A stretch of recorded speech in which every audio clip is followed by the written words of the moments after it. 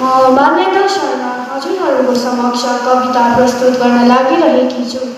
मेरो कविताको शीर्षक छ भानुभक्त।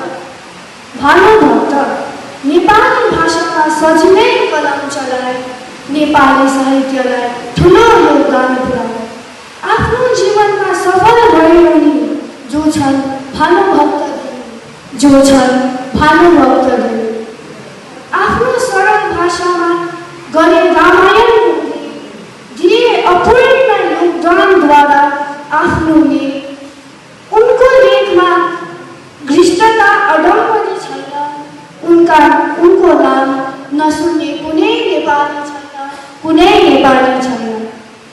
पाए उनले मिठो रस चराचुरुङ्गी भाकामा, पाए उनले स्वच्छता बसी हिमालको काखमा।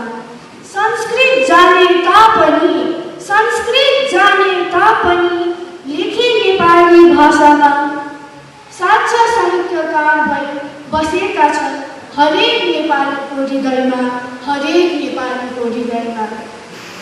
शब्द बटार्न उनी जान्दैनन्, नेपाली पहाड नागेर उनका कविता उड्दैनन्, नेपाली पहाड नागेर उनको कविता उड्दैनन्।